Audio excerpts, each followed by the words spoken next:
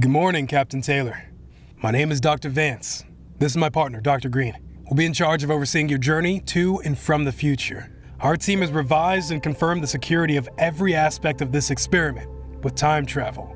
We can guarantee your safety every step of the way. Don't try to talk. Your mask is secured already.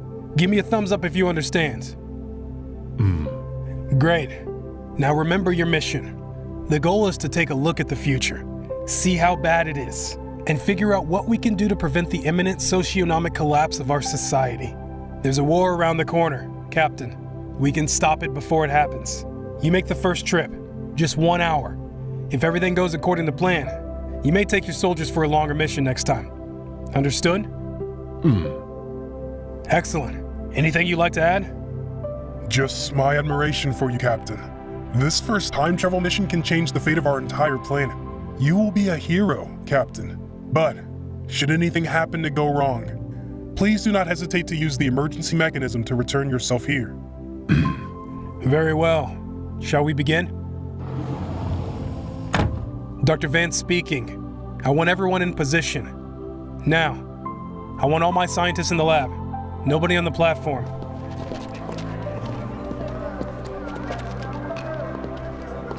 Checking final reports now. Safety protocols, check. Energy levels, check. Infrastructure in order, check. Time travel software, check. Double check. Auxiliary engines, check. Dr. Vance, we are ready.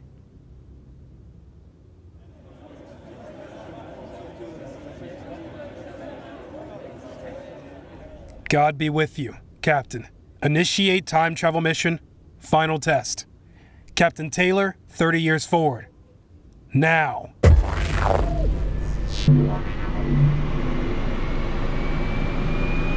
Incredible.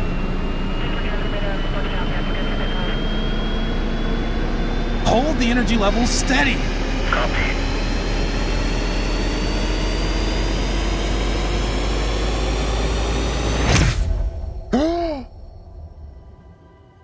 He's gone. He really is. Did we do it? Of course we did, Dr. Green. Of course we did.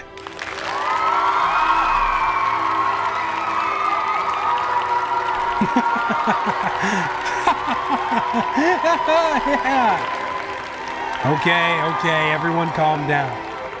Come on, Vance, live a little. We're making history right here. Exactly. I want history to know we did everything right.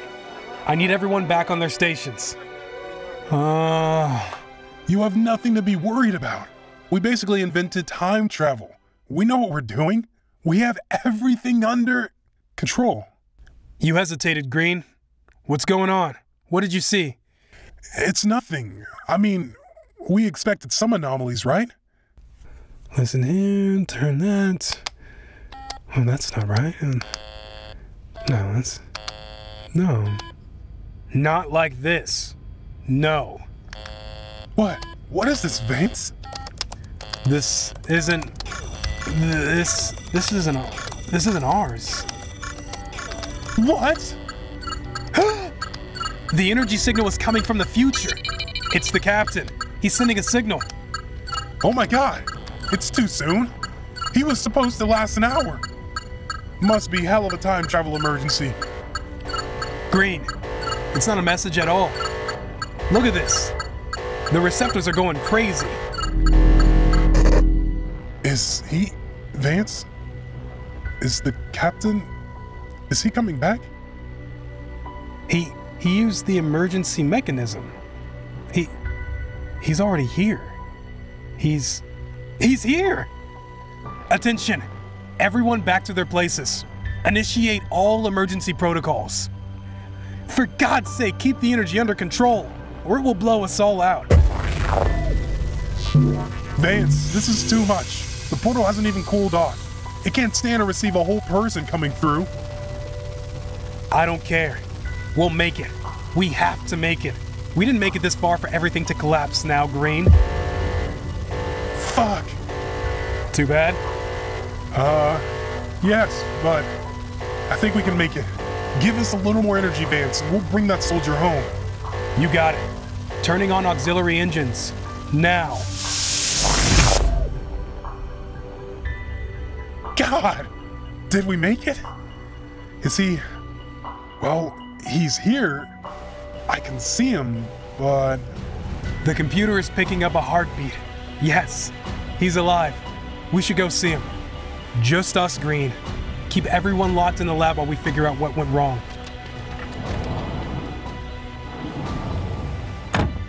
Captain Taylor, can you hear us? He seems unconscious, Vance. This looks bad. It's not a problem as long as only you and I know about it.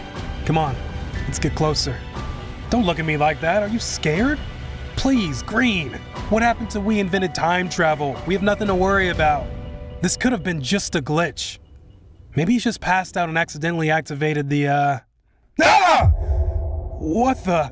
Jesus Christ. What happened to him? Oh my God, are you seeing this? How is he alive? What happened to him? His leg? His entire leg? Something tore his leg off his body. I don't like this, Vance. I don't like this at all. Look at these scratches. His clothes are all torn up. Blood everywhere. Oh my God, I'm gonna throw up. I feel sick. Look, he's dripping blood all over. Oh my God. He was there only minutes. Just minutes. What could have done this much damage? Vance, there's something wrong. You think? I mean, with his face. I mean, he looks just dead. Look at this expression of utter terror on his face. Oh man, I get chills just looking at him. This man is dead, Vance. Just make sure. Check his vitals. Check everything you can. I'm taking his equipment. Seriously? Right now? There's a dead man on our platform and you're worried about the time traveler equipment. Shut up. This device right here was recording the entire time, you know. This can help us understand what happened to the captain. All right, turn it on. Okay, here it goes.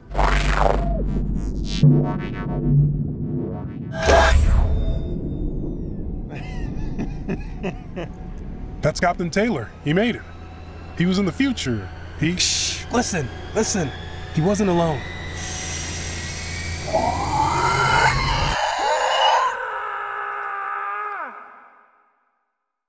What on earth could have made him scream like that?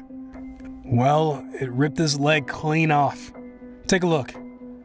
I can't think of any animal that could do that so quickly. It feels like he was there just a minute. And the time travel mechanism should have... Hey, look! His leg! Oh my God! What is that?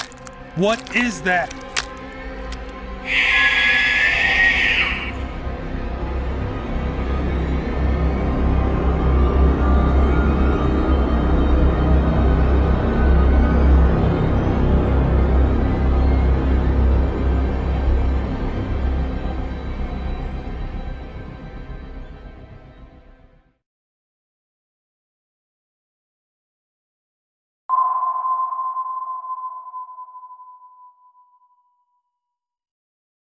Hey, it's Joe. Subscribe for more horror stories. I've been passionate about the idea of time travel for as long as I can remember. When I was a kid, it was a fun idea, and I read a lot of science fiction books about it. But by the time I entered college and heard about people taking it seriously, my life changed. I explored everything from mathematics, physics, and even philosophy. 10 years later, I was finally recruited for a research team on the subject of time travel. It's been a wild and exciting journey for me because I genuinely love what I do. But I've also discovered this is a ruthless field, and most people do not feel hopeful or interested in it. The result? I work with just 2 other people in a small, cramped lab with secondhand equipment and a minimum budget. We might even be mocked by the press, but I don't think we're considered that important. Luckily, we have more than enough passion to keep us going. My name is Kevin Diaz. I'm the youngest one on our team, but the biggest dreamer. Then there's Samantha, our slightly messy mechanical engineer, working on the actual machine. And last but not least, Kiana, who is as much of a nerd as I am. I was sure that together, we would reach a big breakthrough soon. I never imagined the breakthrough would reach us. We were hard at work one day. Kiana was at her computer, furiously typing and regularly pausing for her old computer to catch up. I was going over our usual notes and tried to ignore the sounds of Samantha's tools.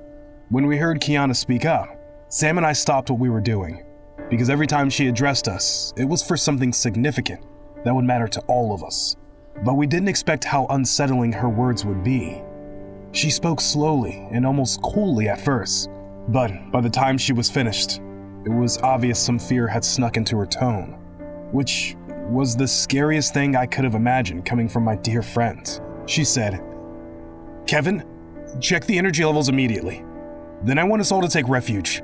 I think we are in severe trouble."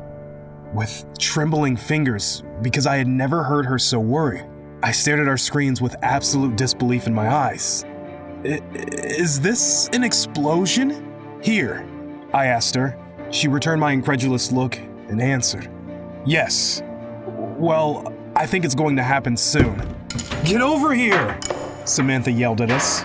She had made quite the scandal, dropping her tools and odd pieces of metal everywhere. She was holding an electric screwdriver like it was a gun and waved at us from our small bathroom, where she was already hiding. My partner and I ran over there and the door had barely closed when everything started shaking. The ground below us, the walls around us, the door was shaking so badly, I thought it was about to fall off its hinges. Then we started to feel warm, very warm. The temperature was escalating as if we'd been dropped into an oven. Then we felt as if our ears popped. Like all the sound was being sucked away and the silence left behind was deafening. Next, the lights started flickering, faster and faster until all the light bulbs shattered at once. We gasped, and when we tried to breathe again, we struggled, as if invisible hands were at our throats and the oxygen had magically vanished. That's when, at last, came the explosion, but not like we would have expected. All at once, everything trembled. We were pretty much raised from the floor and dropped again as if the room had been shaken by a giant. We watched in disbelief as the door of the bathroom fell down, and we glimpsed at the flames and sparks erupting in the laboratory. Then, right before our eyes, a millisecond before the door completely hit the ground, everything stopped. We were held in suspension for what felt like a full minute. Then the flames retracted. The door raised and returned firmly to its place. The pieces of glass floated back up to the ceiling, rearranged themselves into perfectly functional light bulbs. Our lungs filled with air and we exhaled heavily.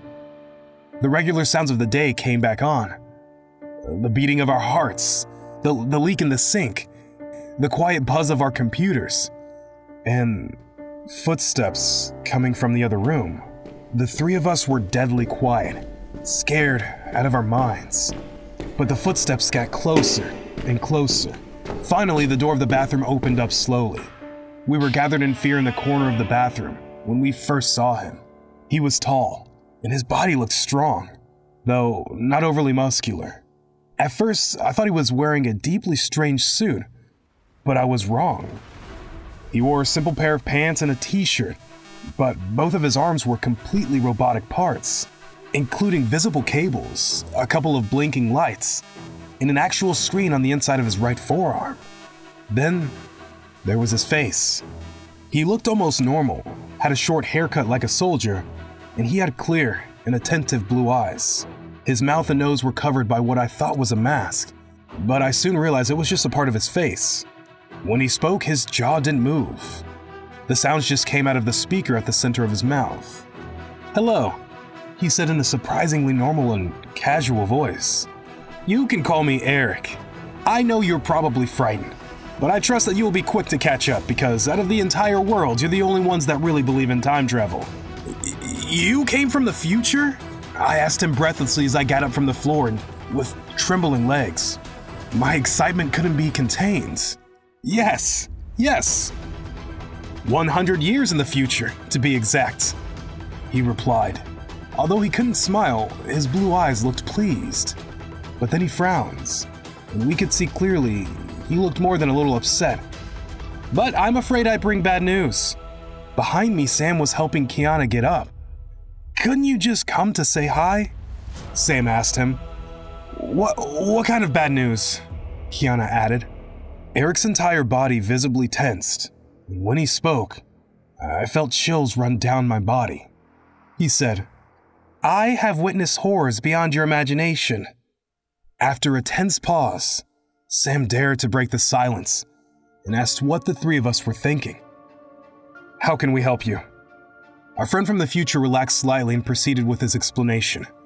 You will live to see your time machine work, he announced, and we barely contained our excitement to continue listening to him. A few years from now, the first cyborg will successfully come to life. This form of existence will multiply at an absurdly fast pace. But obviously there will be resistance to us. It started diplomatically, but it quickly turned violent. We started a war, all of us against each other. A group of people managed to infect us cyborgs with the virus that will kill us. But first turn us into killing machines to ruin the last of our reputation. A few of us were sent back in time to different parts in history to find a cure and return with it. Everyone has failed.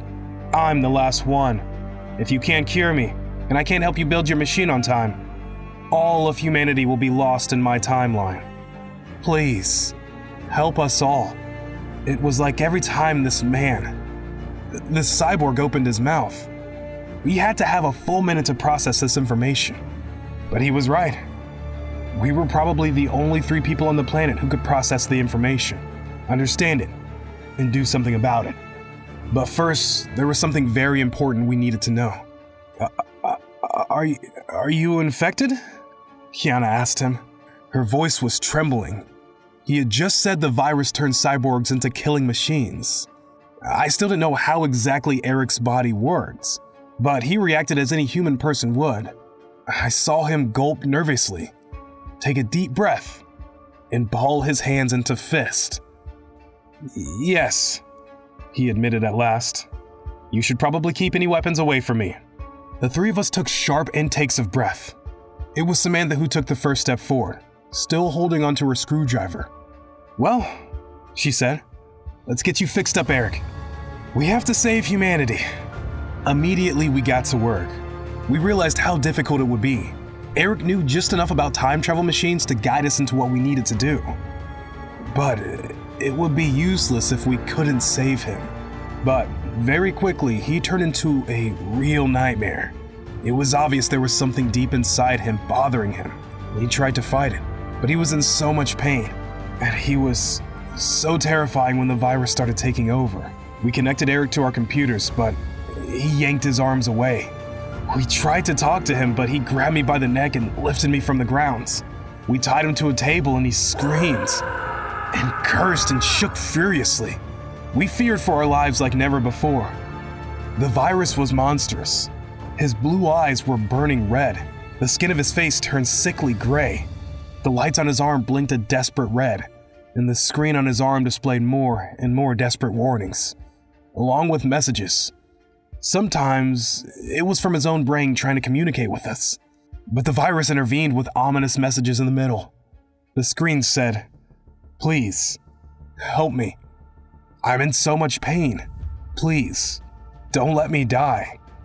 Please, don't let me kill you.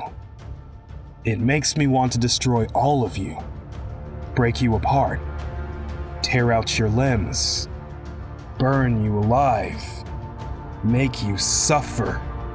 Please, that's not me. That's not me. That's not me." We worked for 2 days straight. We only made the shortest of breaks just to keep ourselves alive. We had to spend every penny we had to our name. Sam's hands were covered in cuts and burns and her clothes dirtied beyond salvation. Kiana and I had bruises and bandages all over from the times Eric failed to resist the virus and attacked us. Our neighbors called the police once after hearing the cyborg cries of pain and fury. It was a nerve-wracking occurrence, but we finished work on the machine. When we were sure it was ready, we started crying. We still had to save Eric, and the virus was too strong. "You can't save me!" he yelled. But he was crying too. "I'm going to free myself and kill you all, and prevent these monsters from ever being created, and..." He suddenly stopped moving. He froze completely. We held our breath, scared for a moment that we killed him instead. Eric, in an even more frightening display of strength, finally broke through the chains we had put on him. We thought we were dead, but then he calmly walked to the center of the platform of our machine. We couldn't see him smile, but his blue eyes were grateful and joyous enough for us to understand the miracle. "Thank you," he said. "Now please send me back home."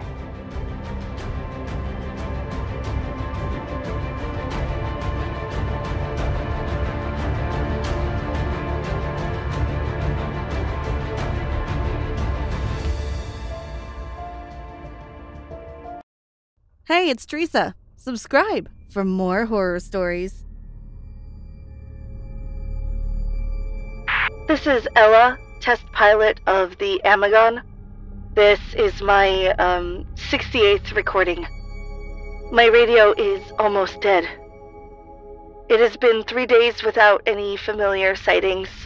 I don't even know where I am in the solar system. No planets, no asteroids, no stars. Just a deep darkness and a strange light shining in the distance.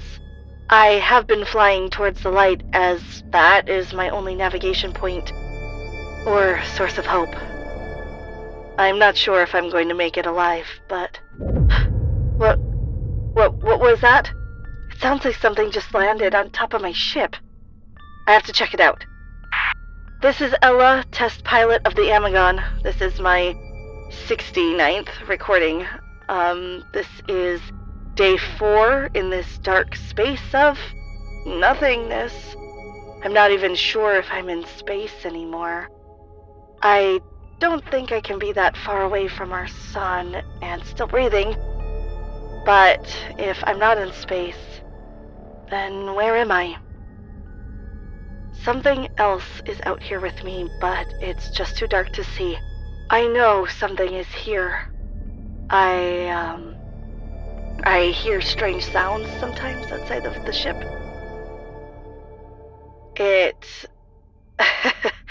It seems as though this darkness can be felt.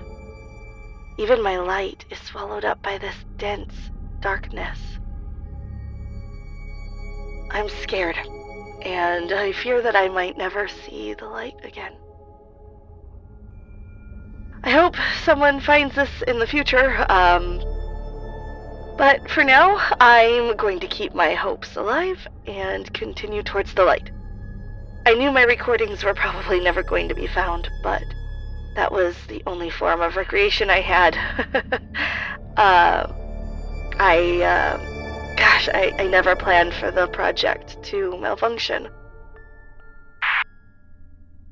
I switched it on one last time. The battery was almost dead, and I made my final recording. Hope, they say, is being able to see that there is light despite all of the darkness. I started. I am presently living in the reality of those words right now. I wanted to make Dr. Markarov proud. Was I foolish to take the task? I probably wanted it for pride, to be known as the first astronaut who made the quantum leap that birthed teleportation into the world, traveling 1,000 light years in a split second. I probably wanted my name to echo in the halls of fame forever. I don't even know why I volunteered to be the first to test his experiment. I would probably never be remembered as anyone who mattered. The project had malfunctioned. I don't know what went wrong, but I am now lost in space. The oxygen level is depleting quite faster than it should. I don't understand what's going on, but at this rate, I just have a few more days. But, I'll keep on hoping until my last breath. The familiar sound returned, but this time, it came with intent. I needed to find out what was on the ship. I strolled towards the control center in the ship and waited for the right timing. After a brief wait, I brought Amagon to a sudden halt. Whatever was on top of the ship rolled towards the front, and I instantly turned on the lights. Something terrifying stared back at me as I let out a dying scream.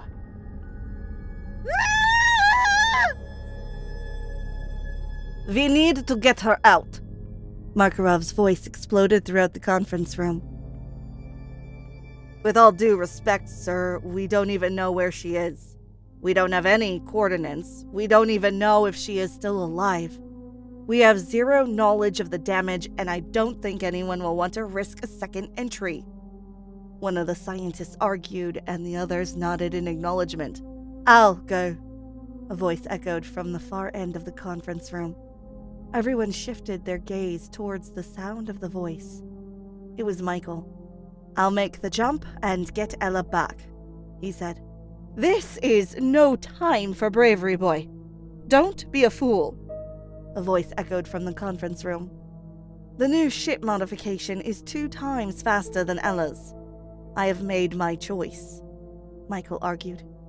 "If I don't make it back in 2 days, then you can abandon the project and forget about us. I believe this will work." A strange silence descended upon the entire room as silent murmuring slowly began to sip into the room. Michael was a junior scientist, and he had dedicated his entire life to Project Amagon. Not only was he Ella's colleague, but he was her best friend, and they had worked together for years. He was not going to just leave her behind to die in space. He had to try. He was proud that Ella had decided to take on the project. I mean, he would have stepped up if she hadn't volunteered to go. This was his chance to finally fulfill his life's dream, even if it led to his death. "All right, 2 days, Makarov declared. He bent towards Michael and whispered a few words into his ears before shaking his hand in respect of his bravery. "Bring Ella back," he said as he strolled out of the room. Yeah, I had heard about aliens and demons, but I never guessed I was going to see one in my lifetime. Whoever knew that they even existed? Was I perhaps on my journey to hell? Was I dead? Several thoughts plagued my mind as what I had earlier seen still left me breathless. Was that an alien? I asked myself. Everything had just gotten more creepy. I was going to die anyway, so I might as well remain strong. I searched for a song, but none seemed to come. This was my 5th day, according to Earth's clock, and no one had come for me yet. If I didn't die from lack of oxygen, then probably one of these sinister-looking creatures I had just encountered would do a more perfect job. Either way, death was almost certain. Warm tears strolled down my cheeks as I thought about the certainty of my fate. My lips had gone dry, but I still had a little strength left, as a beautiful poem that my father had once read to me when I was much younger strolled across my mind. I mused calmly under my breath. The sun has set, yet there is no need for a dark night. For there hangs starlight, and the moon ascends. Mountains may crumble, and disaster befalls. Pity the land, for no matter how far it tried, it could not reach the sky. Yet the clouds descend as rain, eager to kiss the terrain. If the slopes crumble, then let it be. Let water fall where the trees may grow. Like times of strife in the advent of war, the song will rise. Echoes of cries, the rolling of dice. Fear it not, despite the uncertainty of culmination, despite the fear of the unknown.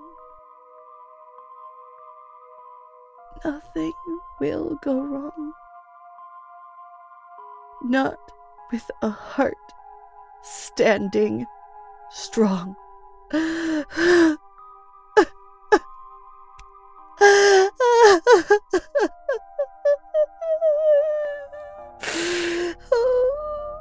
I sobbed harder and sniffed in as I wiped my tear-streaked face.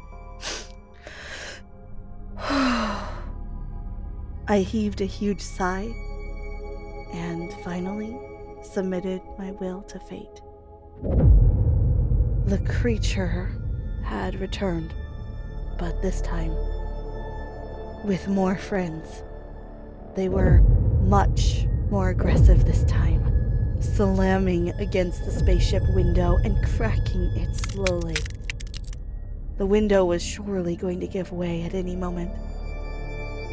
I guess the aliens were going to get me first, and, not the oxygen. I rushed for my spacesuit and braced for the worst. The pounding continued, and I grabbed my laser gun. You thought I was going to go down without a fight, huh? The space window soon gave way, ushering in a dozen sinister-looking creatures. They moved in a distorted manner and had several leg-like structures which supported the grate of their body. They had no eyes, but present in front was a wide, mouth-like structure. They made several strange noises as they flooded in, and they were as dark as the darkness outside. Come on! Let's do this! I breathed heavily as I switched on the laser gun and fired towards the incoming creatures. The gun didn't seem to have much effect on them, but at least it kept them away for a while. One of the creatures succeeded in withstanding the force of the gun. It seemed slightly bigger than the rest. It approached me and slammed me towards the wall.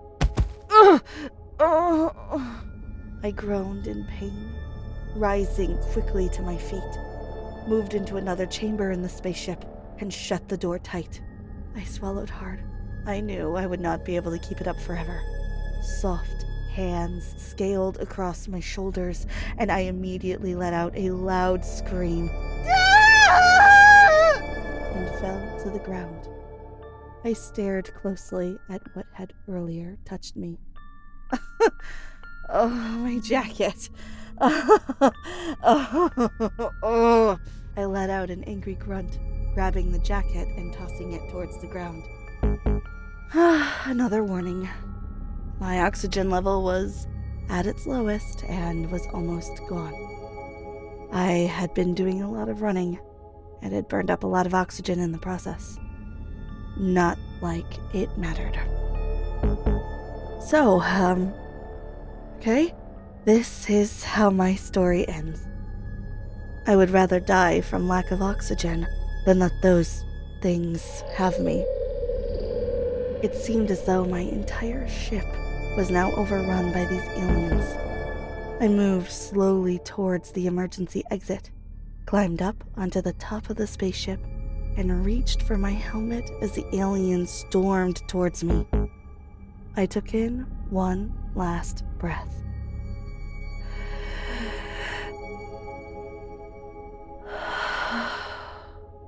It felt good. I was right. The darkness out here could actually be felt. My eyes caught something hovering behind me in the distance. It seemed like some sort of spaceship. I turned. Is that my rescue ship? A burst of energy emanated from the spaceship directed towards the incoming creatures. I stared in shock. They came for me! I screamed. The spaceship fired non-stop at the creatures, and I joined in the party. I switched on my laser gun and gunned down anyone that came too close. Ella, quick! Get in! We don't have much time! A familiar voice invaded my ears. It was Michael. I wasted no time in jumping into the spaceship as Michael continued to fire at the aliens.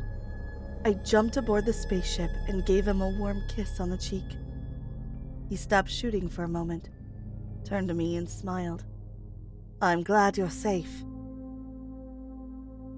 Those were the only words that escaped his lips. "How did you find me?" I asked curiously. "I will explain later. Come on, let me show you something cool. Buckle up. It's time to take you home," Michael said, as a tiny chuckle spread across his lips.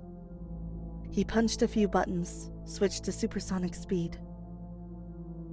"A new upgrade," he said before darting into the darkness. "Supersonic speed? Cool," I let out calmly. These were gonna be the most memorable 5 days of my life, and I was glad to have recorded every moment, for hope never falters.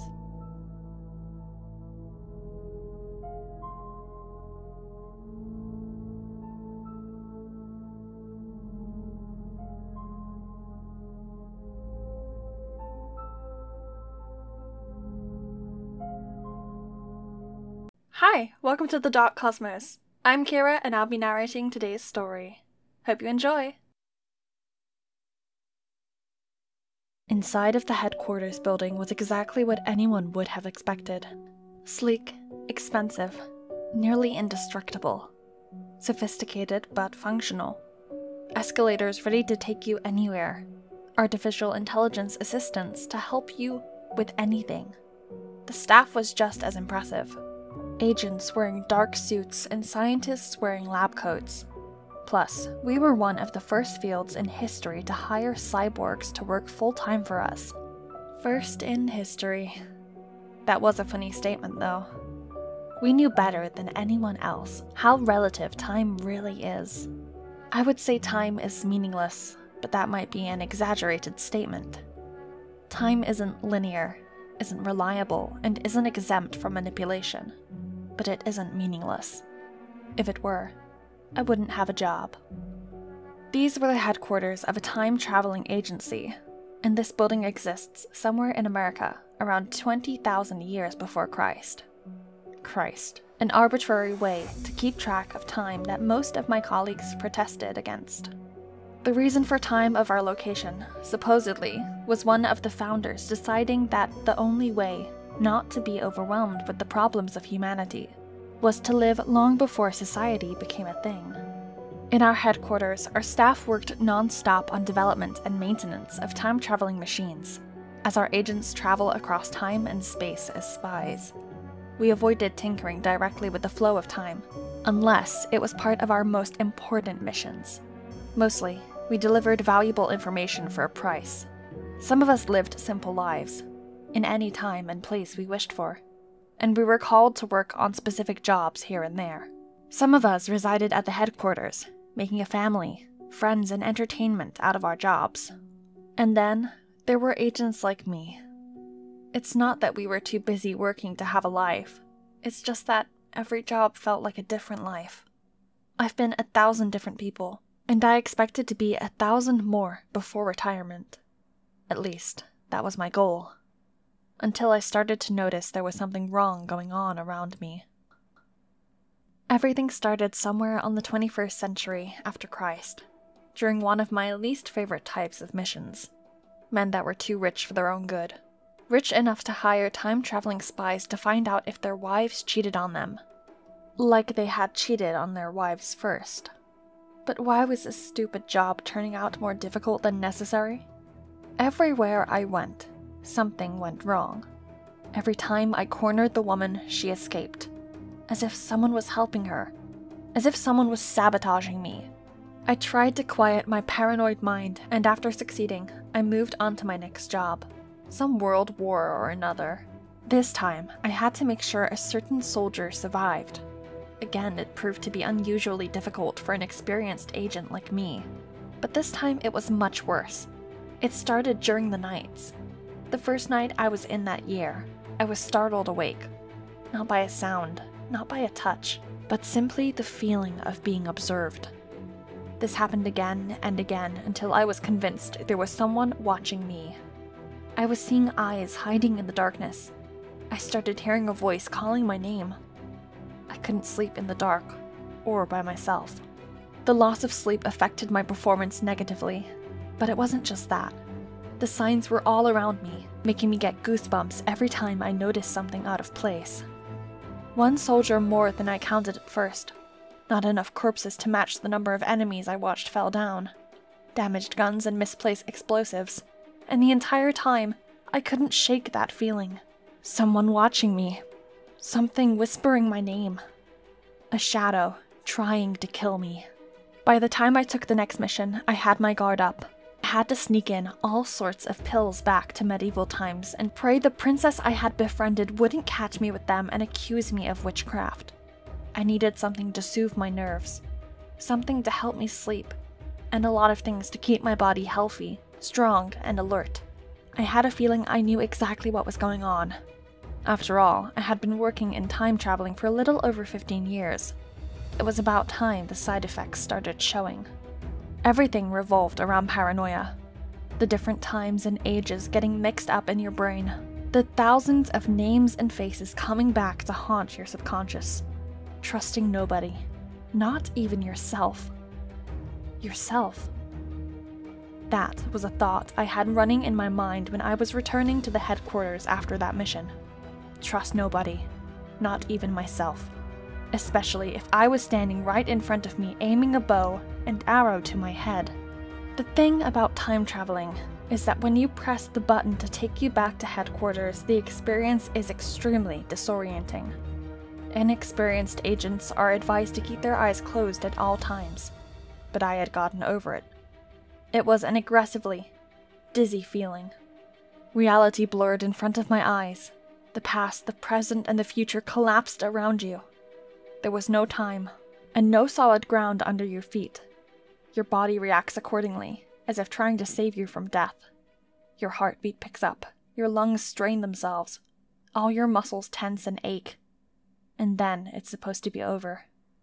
But what about a vision? What if, in the exact moment that I'm traveling back in time, someone catches me? Someone finds me alone, immobile, vulnerable in the dark forest. Someone wearing all black, a hood over their head, pointing a sharp arrow directly at my head, then shooting.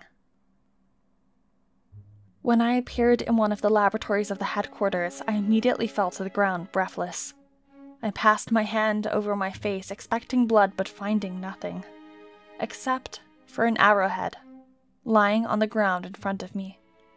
It got so close to me that it traveled in time with me.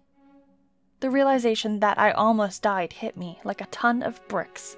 I moved quickly, disregarding the scientists that hovered around me and ignoring about 100 safety protocols. And I get out of the lab. I move as fast as I could, still in the medieval knight's clothing, and I storm into the office of my superior, Commanding Agent Luca Witt. "Someone tried to kill me," I announced without time for pleasantries.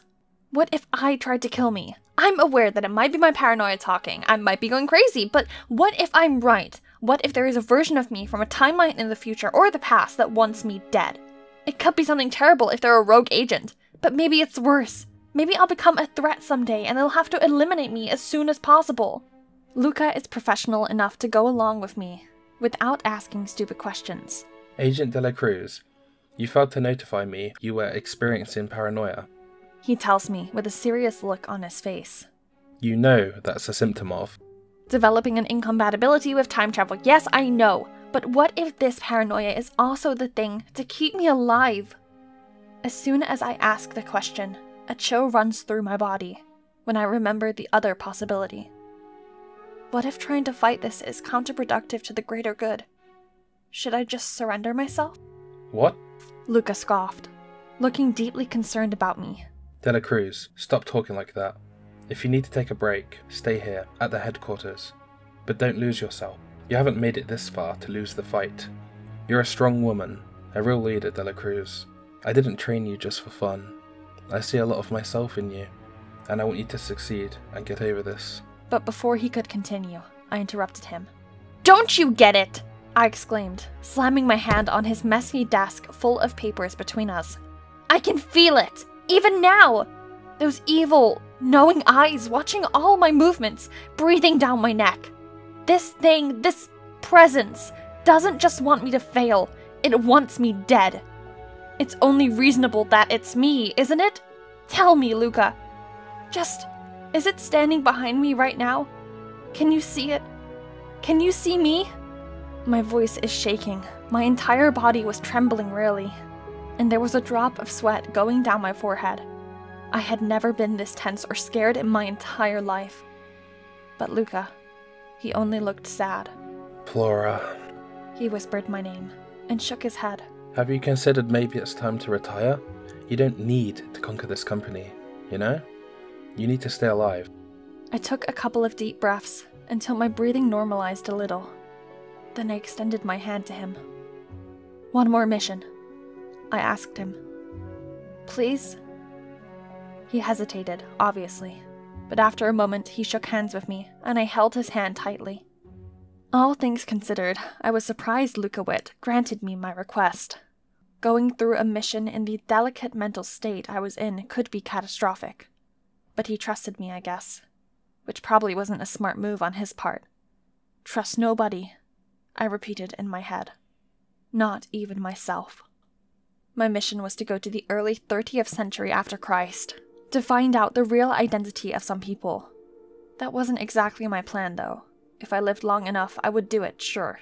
I was a professional, but I was also in great danger, and my priority was figuring out exactly what was wrong with me. So, I took a little detour to the 19th century to visit an old friend playing socialite in the land known at that time as England. When I arrived safely, and I wasn't murdered in the first 5 minutes of my presence in that age, I guessed that this move was unexpected on my part, and I had successfully thrown off whoever was chasing me. I had to be quick then. I moved through the London streets as fast as my feet could take me. I pushed my way through a busy street, ignoring dirty looks and elbowing my way through. I wished with everything that I had that I wasn't about to experience any other symptoms of madness. But the only thing out of the ordinary was the way my heart jumped in my chest, and some of this recent tension left my body the second I finally saw her. Marianne Hall. I greeted her with my best smile. She was just arriving at the safe house where agents of the company stayed in this age. Flora Dela Cruz, she said. What on earth are you doing in my timeline? Are you okay? Not really, I sighed, throwing my arms around her and hugging her tightly. I noticed that when she wrapped her arms around my back, she flinched. I think I've been stabbed. Marianne pulled back from me and looked at her hands, covered in blood. She tried to invite me inside, but I shook my head. I can't, I told her. I won't put you in danger, but I trust you even if I shouldn't, and I know you have a full laboratory in every safe house of the agency. I need to know who wants me dead. Then I passed 2 objects to my friend. The arrowhead that nearly killed me during my last mission, and a piece of paper. Marianne accepted them, but also grabbed my wrist gently. Instead of asking me if I'd be okay, she wanted to make sure herself. She checked the watch on my wrist, which showed a full review of my vital signs, and let her know I'd have a couple of hours to live, even with this wound on my back. I'll find you, she promised, and then let me go. I was on the move again, slowly at first, and the sun was setting on the horizon. The cold night would be a disadvantage for me, but I didn't want to die yet, no matter what. So I prepared myself to fight for my life. On the next busy street I entered, I was lucky enough to notice the knife before it hit my stomach. With a discreet but sharp move, I stole the knife, and I noticed it belonged to warriors from ancient ages. The killer escaped before I could catch them, though, so this time I turned around. I was the one chasing them. My mind was screaming, It's you, it's you, it's you. I was going crazy. Maybe I've been chasing myself from the beginning. Maybe this was all me. Either way, I had to end it. The city was darkening, and there was one person running ahead of me. People were starting to notice and look at us in fear. When I was close enough, I took a leap and jumped on their back. We fell to the ground, and I felt my heart about to burst at the prospect of finally unraveling the truth. And then, I was hit with a terrible shock. My brain felt on fire. My entire body shook violently. Everything burned for a couple of seconds.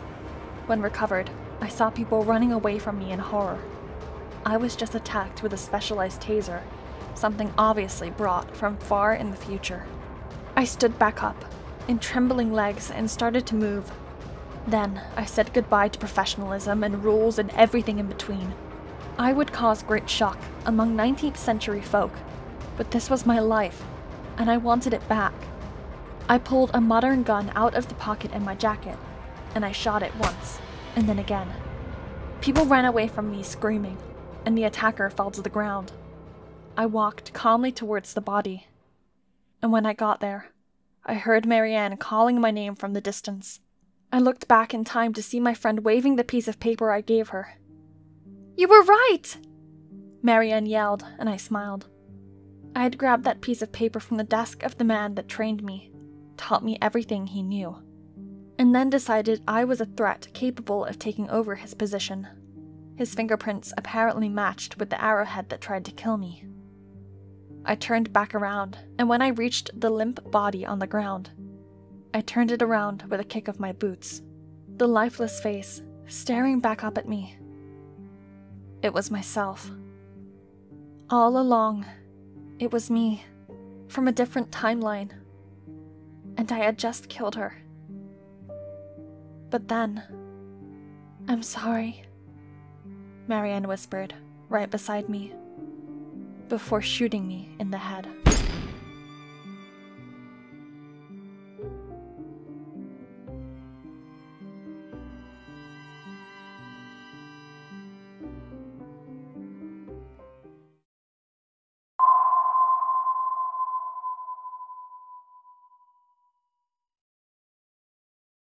The Revival Initiative was the single most ambitious project in the history of the American government. The program's footprint was supermassive, taking up an impressive part of Nevada's desert. But the size of the facilities hardly mattered in comparison to the purpose of the enterprise. The Revival Initiative was a place where dozens of time travel portals were built and installed. The portals were big enough to pass gigantic containers through them. This was all done as a last resource to save the dying world. With most of the Earth's natural resources running out, essential animal species fading away, and the entire situation too dire to be fixed, the only option was to bring in resources elsewhere. The exploration of outer space proved unsuccessful, but the creation of a time travel machine worked. And after the first scientists went back in time to bring a bottle of water, a perfectly good apple, and a living bird, the solution was found. Nowadays, the time travel portals work 24/7. The workers of the Revival Initiative bring in containers filled to the brim with food, water, and extinct species and spread them around our desperate world. The staff traveled a dozen years back, then a few decades, 100 years, and then another, and another. It looked like bringing in resources this way could last forever, and maybe humanity was saved, as long as the initiative never stopped working, as long as there weren't mistakes, tragedies, catastrophes too big to handle. What were the odds that the scientists' greatest fears would come true? Who would have thought that the world's salvation would invite an even bigger and more violent ruin? The chaos started with portal number 16. The station was in charge of Doctors Patricia Rivera and Raul Bennett. The operations were running smoothly, one container after the other. They pass the portal, they get scanned, They are preliminary tested, they are double checked, they are approved for distribution. The water's purity was analyzed, the fruits and vegetables were evaluated, and the animals spent a period of quarantine in their designated area. Every container came and went accompanied by a smaller one, filled with the necessary staff and tools to collect what they're looking for. Every container, except for container number 9478. Something's wrong, Raul was the first one to announce. The stats on his computer showed that the next water container came first, when the workers were supposed to cross the portal ahead. It was late, the night shift would begin soon, and the sun was starting to set. "It can happen, right?" Patricia said, but immediately sent the order to stop container 9478 for an emergency checkup as soon as it passed through the portal. Both doctors attended personally to the examination of the vessel.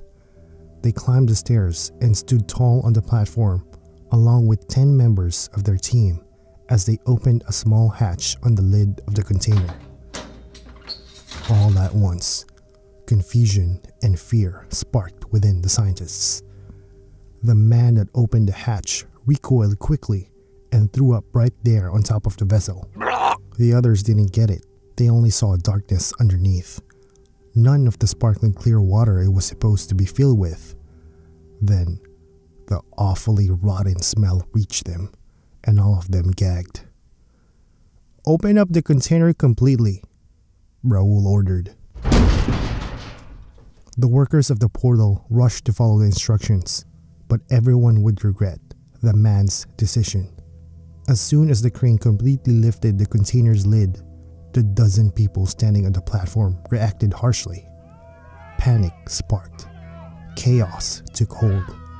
It was the beginning of the end. 3 of them threw up. 1 of them fainted.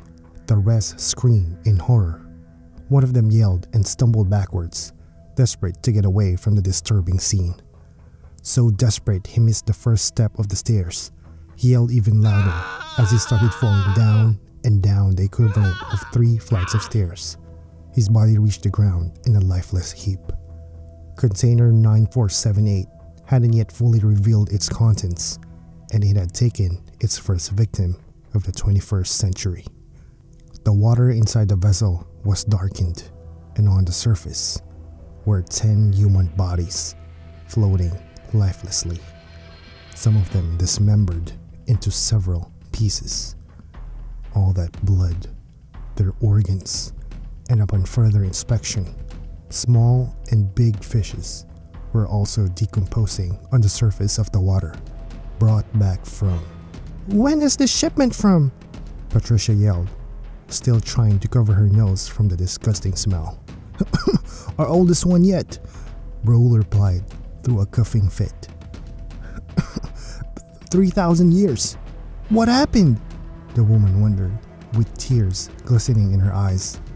Was it sorrow? Nausea? Frustration? It definitely should have been fear.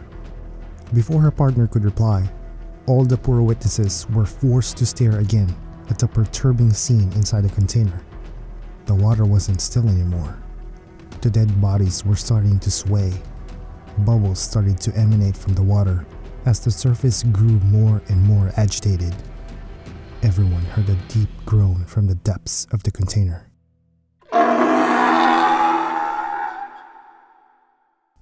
Then, they were stunned to see the huge vessel start to shake. Something inside was moving, something big and strong enough to make the giant metallic box filled with water shake furiously. The workers couldn't hold back anymore. They all started screaming as they descended from the platform, taking the stairs 2 at a time and pushing each other in their hurry to find safety. Meanwhile, the container trembled more and more. The water started to spill from the edges. Something inside was knocking aggressively against its walls. It wouldn't hold on for much longer. When Dr. Patricia Rivera had that thought, she gripped her partner's arm and pulled him back. He struggled at first, but then both of them tried to retain as many of their co-workers as possible. They held the railings of the platform stairs and waited, holding their breath. 1 more second, 2 seconds, 3 seconds, and then the great explosion. One of the container's walls snapped. The pressure from the water inside sent it flying away, and it was enough to make the other 3 walls fall as well. Everything and everyone that didn't end up crushed by the heavy metal walls then had to face the tons and tons of dirty, contaminated water rushing with full speed and force in all directions. Scientists, workers, and innocent people were crushed, drowned, dragged away with brutal force to their early demise. Meanwhile, dead fish, human corpses, dirt, and waste moved along with the water. It was enough to make the survivors sob and gag in disgust by merely watching. When the shock of the explosion of water was barely over, in the very relative calm that followed, one thing remained. Unbothered and impressive, at the bottom of the remnants of the container that brought it to the present, it was some kind of huge mammalian creature, bigger than anything alive nowadays, bigger even than most things found in history and science books. Parts of it resembled a whale, like its tail and flukes, its dorsal fin, and its blowhole. It spit a massive burst of water from it, causing a heavy rain to fall all around it for a few seconds. Dr. Raoul Bennett took a seat on the stairs. He was shaking violently, and he couldn't believe his eyes. His colleague, Dr. Patricia Rivera, couldn't move. She could hardly breathe, and she was desperately wishing this was a nightmare. Only 2 members of their team stood on the stairs with them. The others were lost to the torrent of water, probably dead. Distantly, their disturbed minds registered the sound of emergency alarms all around them. The night was falling fast. The water had damaged the electricity, and the darkness made it all much worse. From the section of the facility designated for the study, treatment, and handling of animals brought from the past, came a team of experienced zookeepers, carrying the biggest, most powerful sedatives they had. They looked like terrified little ants. The beast, the unknown creature, opened its giant jaws and made a roaring noise like 100 lions. The zookeepers trembled. 1 ran away, 2 dropped their guns. The rest of them started shooting. A few managed to aim at its open mouth, but most of the darts hit its impenetrable hull and fell uselessly to the ground. With the agility of a lizard, the creature rushed forward with open jaws and took one of the zookeepers in its mouth, snapping the body in half. Everyone nearby ran away. Everyone watching from a safe distance averted their eyes. The doctors in charge of the portal were now mesmerized. Que rica. This is the most horrendous but fascinating creature I have ever seen, Patricia mumbled. We brought it here, Raoul told her. We brought it here, and now it's ours. Nobody has known this thing before us. This is our chance. Look, Patricia interrupted him. After the demise of the zookeepers, it was the turn of the security guards of the facility. They didn't care about the science behind any of it. They were only members of the military, and they only listened to orders. They stood in line, prepared their guns, and fired at the creature. No! Both scientists yelled in unison and finally started moving again. They rushed down the stairs, ran over the puddles, jumped over body parts and machinery alike. They only stopped running when everybody also stopped moving. The creature had opened its jaws again and roared. Then it rushed forward. This time, it took 2 men on its great mouth and chewed as it ran away. The soldiers kept shooting. The scientists kept running. The reinforcements arrived, and the helicopters started hovering above them. Someone powerful somewhere must have had the same thought as the doctors. At one point, the soldiers stopped shooting, and a massive net fell over the creature. The net didn't neutralize it completely, but confused it enough to give time for the reinforcements to arrive and the military to handle the situation. It felt like the Great Terror was over. With enough sedatives to maim a dozen elephants, the creature was put to sleep. Many soldiers were working on tying it up and preparing it for transport so it could be studied in a lab. Doctors Patricia Rivera and Raul Bennett watched from a close distance. Their lab coats were wet, stained with dirt and blood and muck. "It's not a monster," Patricia sighed.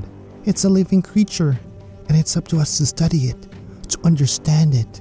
And what happened?" Under the dim emergency lights around them, the pair of scientists noticed something was off. One of the soldiers went missing. Then, one of them crouched down and didn't get back up. Finally, a third one fell backward, and everyone heard him scream in agony.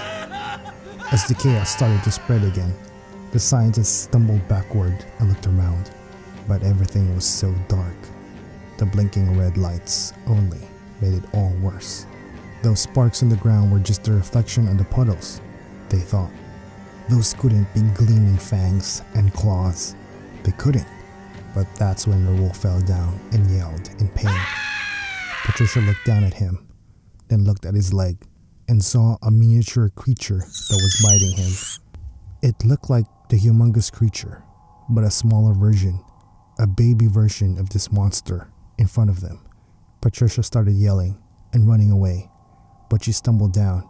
She had stumbled over another baby monster, and as she realized there was no escape, she looked around, frightened.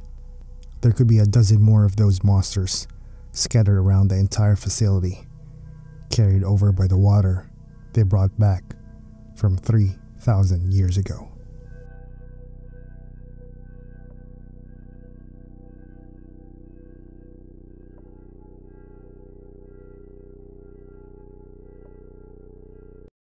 Hi, welcome to the Dark Cosmos. I'm Kira and I'll be narrating today's story.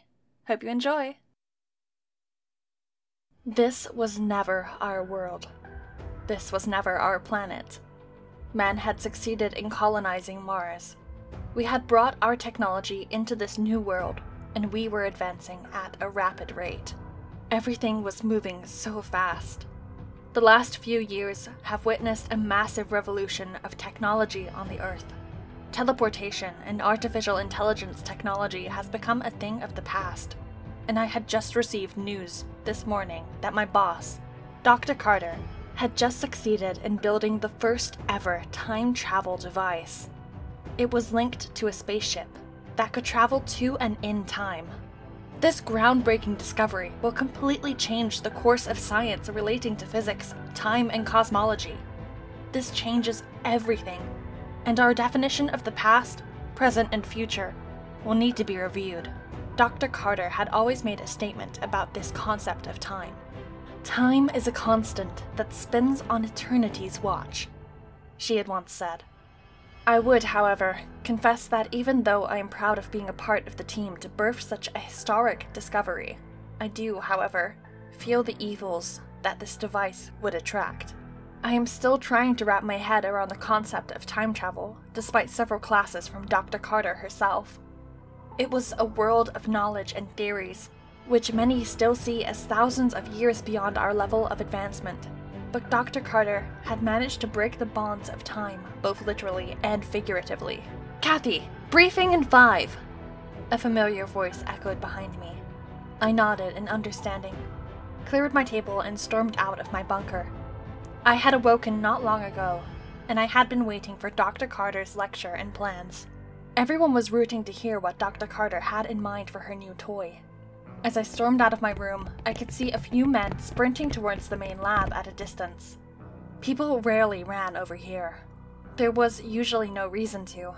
The shocking part of Dr. Carter's discovery was her secret ingredient, as she often called it. It was here, on Mars. Ever since we came to Mars, the speed of advancement in our technology has doubled over the past decade. There was a heavily guarded secret, known only by the highest echelon of scientists present on the mission. The missing puzzle piece to all of the Earth's previous discoveries.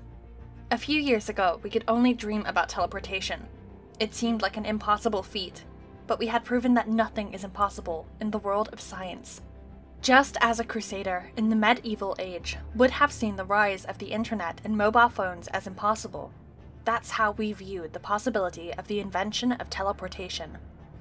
That I could travel long distances at the snap of a finger, and although teleportation is bound by several rules, it has become a norm in recent years. But then, when we all thought that we had seen enough, Dr. Carter had proven us all wrong. She had just invented a time travel machine. When I reached the lab, I noticed that the men who had just stormed into the lab were mumbling a few words to Dr. Carter. She seemed to be surprisingly engrossed in whatever they were saying. My curiosity flared. I needed to know. "What's going on, Max?" Max was my colleague. He also stood amongst the crowd, listening attentively to every word. He ignored my question. "Max, come on. What's all the ruckus about?" I was intent on finding out. They say they saw signs of life along the Northwest Valley. Something about a cadaver? Cadaver? I whispered. But humans were only allowed entry into Mars last week, and no deaths have been recorded yet.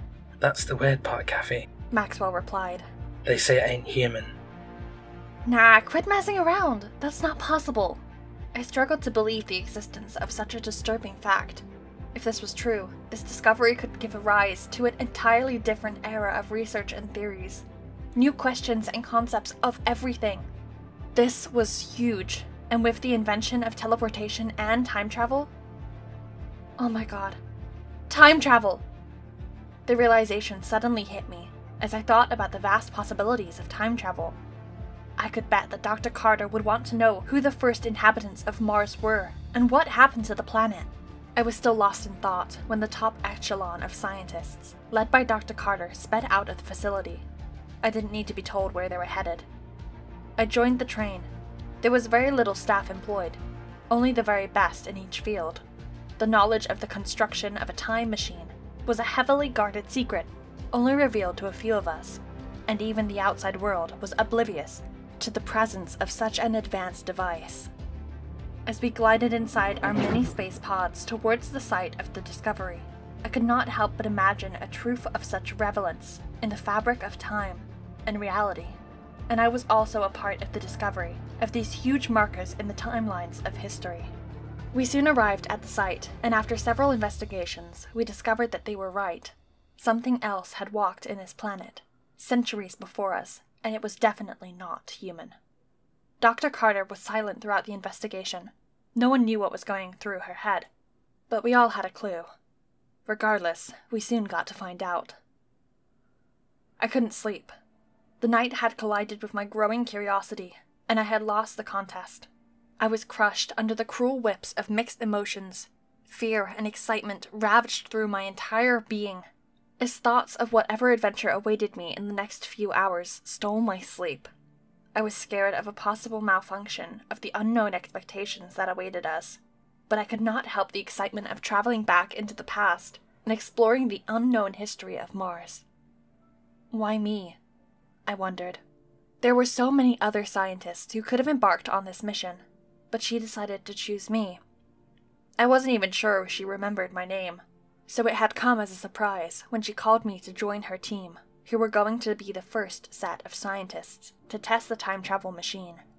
I was a bit skeptical, but the only thing that assured me was Dr. Carter's confidence in her work. She was also going with us.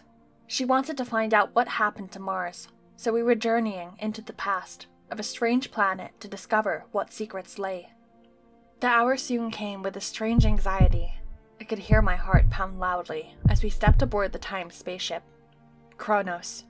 What better name than the Greek god of time himself? We braced ourselves to launch into a world of unknown possibilities, and we prepared to be named as the first men to travel back in time. Dr. Carter had made sure to take the necessary precautions before jumping on board the Kronos.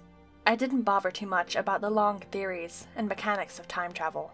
As long as Dr. Carter was with us, I was sure that we were all in safe hands. There was 4 of us, and we were all ready to make history. I shot a quick glance at Dr. Carter just before we launched back into the past. Her eyes shone with childlike wonder. She was eager to see what her discovery could achieve, and the many secrets which the past held.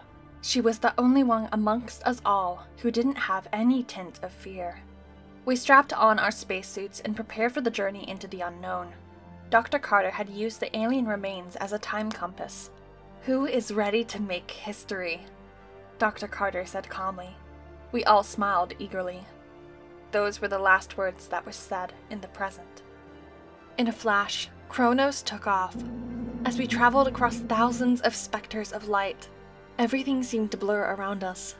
Kronos seemed to be the only thing protecting us from tearing into 1,000 expressions of sound and light. My sight began to dim, and I began to feel nauseated. I attempted to fight off the feeling, but I couldn't. Next came darkness. Kathy! Kathy! I could hear calm whispers of my name. Kathy! This time, it came with a certain urgency. My eyes shot open. I rose to my feet, struggling to achieve balance. I scanned around the new environment, and my eyes were instantly welcomed by a terrifying sight. Where the hell is this place? I asked, perplexed, and slowly turned to Dr. Carter. I made a mistake. Those were not the words I wanted to hear, but I instantly knew we were in trouble. I should not have used the remains of that creature as a time compass, Dr. Carter whispered. It took us back to the exact time when that creature had died. It seemed as though the creature had died right in the worst possible time. We had arrived on Mars in the middle of some war. I could not call it a war anyway. It was a massacre. Whoever or whatever waged war on the inhabitants of Mars was much more advanced in technology and might. They burnt down everything that crawled to ashes, and we could hear the loud cries of the Martians from a distance. Mars was boiling hot. Everything seemed to be going down in flames, and so we couldn't picture a pre-war era.